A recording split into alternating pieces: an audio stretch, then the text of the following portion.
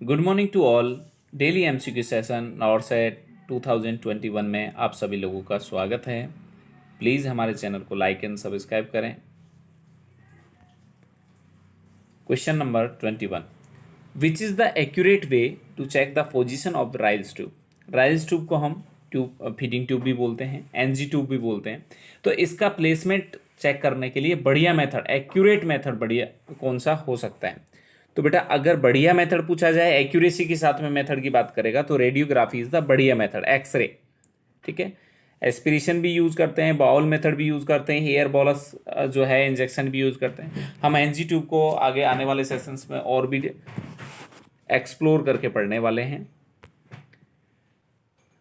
जो आपकी NG tube होती है वो टू टाइप की होती है, एक सिंगल ल्यूमेन ट्यूब होती है, दूसरी आपकी जो है डबल ल्यूमेन ट्यूब होती है। जो आपकी सिंगल ल्यूमेन जो ट्यूब होती है उसे हम लेविन ट्यूब बोलते हैं, और जो आपकी डबल ल्यूमेन ट्यूब होती है उसे सलमसम ट्यूब के बोलते हैं। देखो बेटा, एक ट्यूब जो है इनमें से फीडिंग के काम आती है, दूसरी जो ट्यूब है मोस्टली हम सक्शन के लिए यूज़ करते हैं।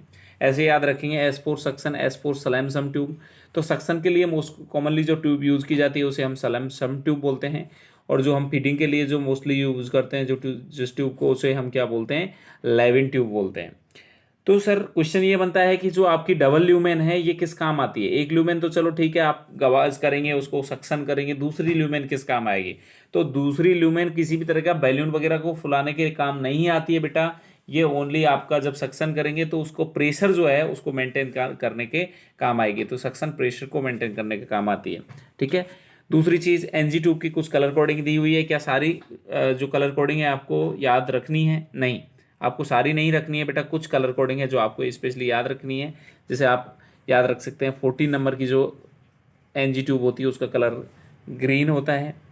ठीक है, 16 है ऑरेंज है, आपकी 18 नंबर की जो है आपकी रेड होती है। ये दो तीन जो ट्यूब हैं उनका कलर आप याद रखेंगे। Next question, question number 22, antroscopy is use to visualise. जो एंट्रोस्कोपी है वो किसको विजुअलाइज करने के लिए आप यूज करते हैं?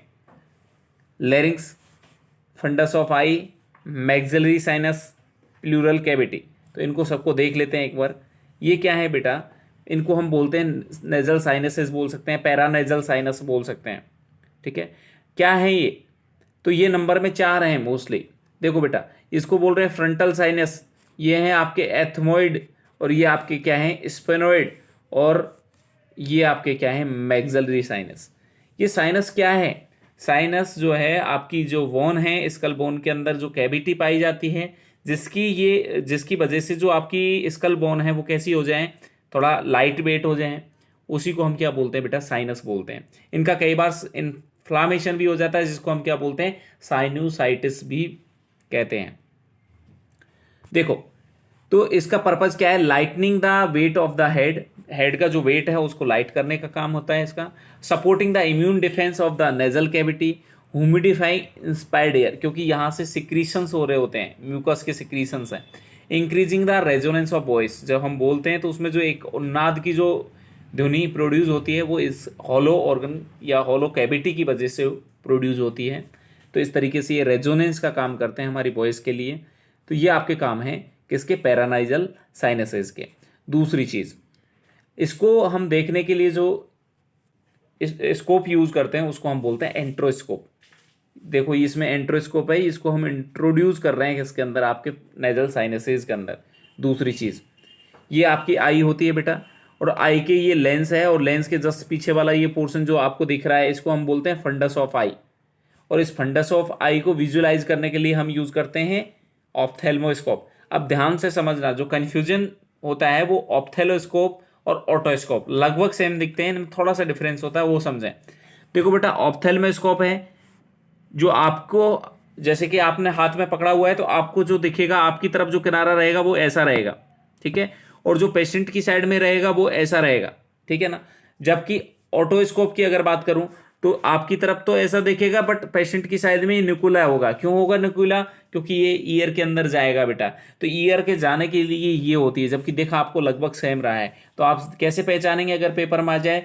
जब आपको ये नॉर्मल किसी भी तरह का निकुला सरा नहीं दिखे तब तो आप क्या कहेंगे, इसको ऑप्थेल्मोस्कोप। और जब इसमें ये निकुला वाला सिरा दिखे तो ये क्या हो जाएगा, ऑटोस्कोप। ठीक है। तो फंडस को विजुलाइज करने के लिए हम ऑप्थेल्मोस्कोपी यूज करते हैं, ऑप्थेल्मोस्कोपी बोलते हैं।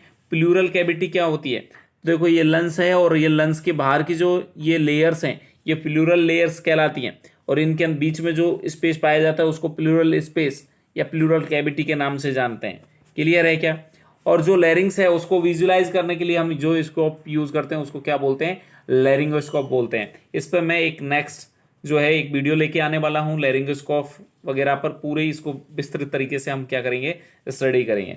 तो आपको समझ आया होगा बेटा कि हम जो है नॉर्मली लैरिंग्स को देखने के लिए लैरिंगोस्कोपी यूज करते हैं, फंडस ऑफ आई को देखने के लिए ऑप्थेल्मोस्कोप यूज करते हैं, और मैग्जिलरी साइनस हो या ये जो भी साइनसेज हैं, पैरानेजल साइनस हैं, इनको देखने के लिए हम एंट्रोस्कोपी करते हैं। और प्लूरल कैविटी को देखने के लिए रेडियोग्राफी करते हैं। क्या होती है प्लूरल कैविटी, वो मैंने बता दिया आपको, ठीक है। तो antroscopy is use to visualise maxillary sinuses. हम नेक्स्ट क्वेश्चन की तरफ जाते हैं, और आपका नेक्स्ट क्वेश्चन है क्वेश्चन नंबर 23। पार्शियल और complete separation of wound is called. भाई जो वुंड के किनारे हैं उनका सेपरेशन होना पार्शियली या कंप्लीटली, उसे क्या बोलेंगे। देखो बेटा, एब्सेस फॉर्मेशन क्या होता है, एब्सेस मीन्स होता है मवाद होना, पस का फॉर्मेशन होना। जब पस इकट्ठा हो जाती है उसको बोलते हैं एब्सेस फॉर्मेशन। वुंड डेहिसेंट, वुंड एबिसरेशन और फिस्टूला, ये क्या होते हैं। देखो, जब दो ऑर्गन के बीच में अबनॉर्मल कनेक्शन बन जाए उसे हम बोलते हैं फिस्टूला। जैसे देखो बेटा, ये क्या दिख रहा है आपको, यूरेथ्रा दिख रहा है। ये क्या पोर्शन है, यूरेथ्रा वाला पोर्शन, और ये वाला जो पोर्शन है वो क्या है, रेक्टल वाला पोर्शन है। इनके बीच में नॉर्मल कंडीशन में किसी भी तरह का कोई कनेक्शन नहीं होता है, बट इनके बीच में अगर कोई कनेक्शन बन जाए, जैसे देखो यहां पर दिखा रखा है एक कनेक्शन बन गया है, इसी को क्या बोलेंगे बेटा, एक फिस्टूला बोलेंगे। तो ये इसी ऑर्गन के बीच में नहीं, किसी भी जब दो ऑर्गन के बीच में अबनॉर्मल जब ओपनिंग बन जाए, अबनॉर्मल कनेक्शन बन जाए, उसे हम बोलते हैं फिस्टूला। जैसे आप पढ़ते थे ट्रेकियो ईसोफेजियल फिस्टूला, ट्रेकिया और ईसोफेगस के बीच में अबनॉर्मल कनेक्शन बन जाना ट्रेकियो ईसोफेजियल फिस्टूला कहलाता है। तो फिस्टूला क्या है, दो ऑर्गन के बीच में अबनॉर्मल ओपनिंग बन जाना, कनेक्शन बन जाना, ठीक है। दूसरी चीज, जब ये वुंड है और विंड को आपने क्या कर दिया, ये सूचरिंग करके क्लोज कर दिया होगा, और जब ये दोनों जो किनारे हैं वो सेपरेट हो जाएं तो एक कंडीशन सेपरेशन वाली होगी, और दूसरी चीज ऐसी होगी बेटा जिसमें क्या होगा, ये जो अंदर वाली चीज है ये बाहर निकल रही होगी इसमें से, ठीक है। ऑर्गन बाहर निकलेगा।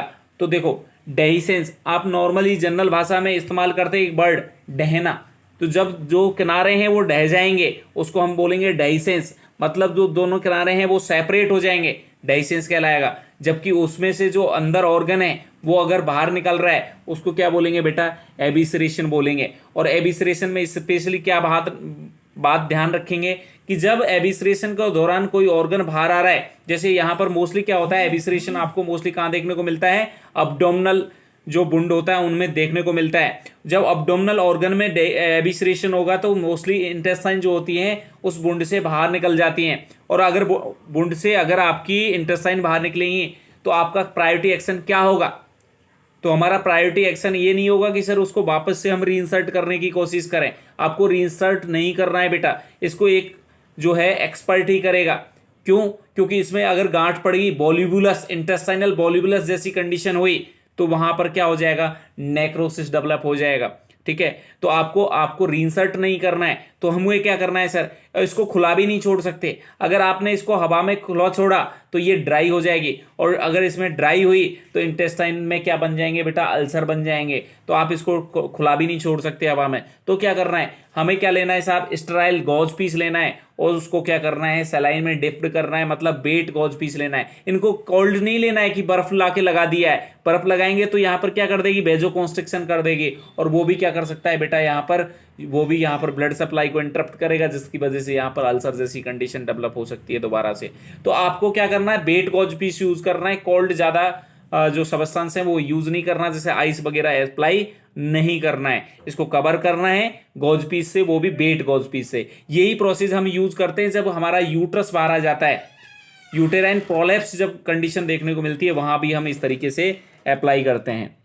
तो ये बात समझ में आया होगा, ठीक है। तो हमने क्या पढ़ा, एब्सेस फॉर्मेशन का मीन्स क्या होता है, पस का बन जाना। वुंड एडिशंस का मीन्स हो जाना, सेपरेट हो जाना। वुंड एबिसरेशन का मीन्स क्या होता है, जो इंटरनल ऑर्गन है उसका बाहर आ जाना वुंड के माध्यम से। और फिस्टुला का मीन्स होता है अब नॉर्मल कनेक्शन का बन जाना। तो हमें क्या पूछा था, पार्शियल और कंप्लीट सेपरेशन पूछा था। आंसर क्या हो जाएगा बेटा, वुंड एडिशंस। नेक्स्ट क्वेश्चन की तरफ बढ़ते हैं। Next question, question number 24, most recommended position for client with the severe ascites.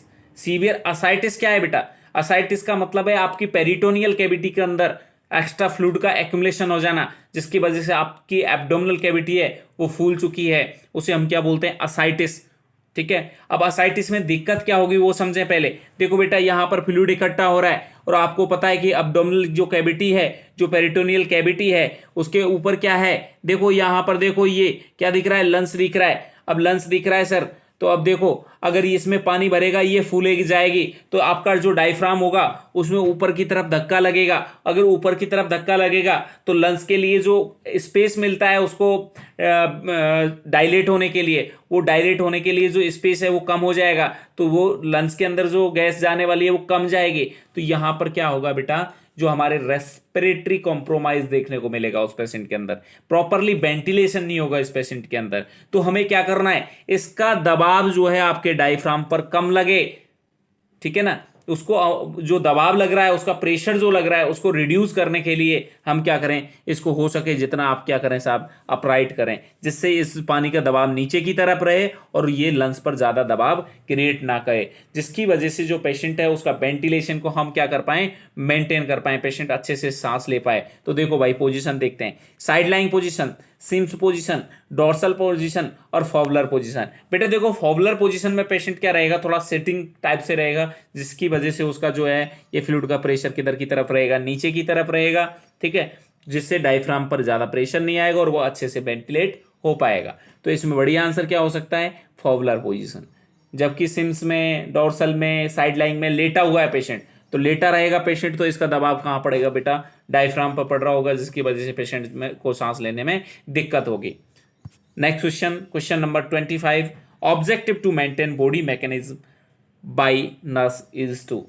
पहले समझे कि बॉडी मैकेनिक्स क्या होती है। तो बॉडी मैकेनिक्स का मतलब ये होता है आपका बॉडी मूवमेंट्स।